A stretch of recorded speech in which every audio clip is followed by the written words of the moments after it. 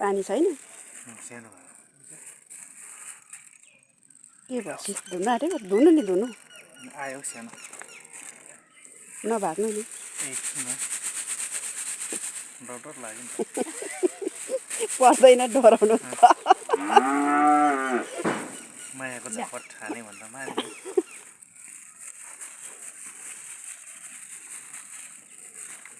तपाईँ त अस्ति पनि सिसा धुँदै थियो फेरि आज पनि धुँदैछ र नि ए म हुनुपर्छ नि हौ यस्तो कुरा त के गर्नु काम लाग्ने चिज न हो जहिले पनि सिसै धुन्छ हुन्छु काम लाग्दैन क्या हो कुन त उसलाई त बाल्नै पुग्दैन होइन तपाईँलाई त कामै नपाए जस्तो पो लाग्छ हौ म त के को काम नपाए जस्तो काम चाहिँ मजाले पाएछ भन त बरु भइगयो त कुन त यस्तो मजाको हेर होला काम चाहिँ पाएकै होला हुन त राम्रो काम लाग्ने चिजहरू फ्याँकेर हुन्छ कुन त तिमीहरूलाई बाल्नै पुग्दैन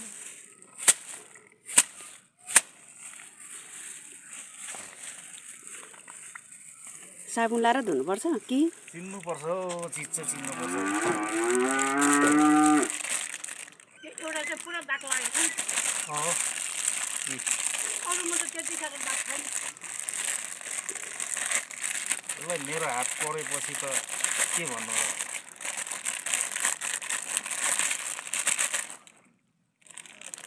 यस्तो गरेपछि त भयो साबुन लाएर धुनु तेलवाला त धुनुपर्छ नि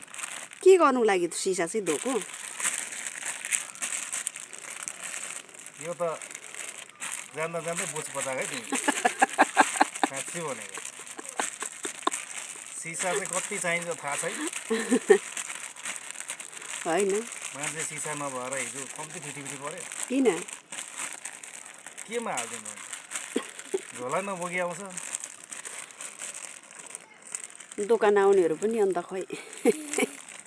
तपाईँलाई भनेर होला हौ दाजुले दिइहाल्नुहुन्छ भनेर होला हौ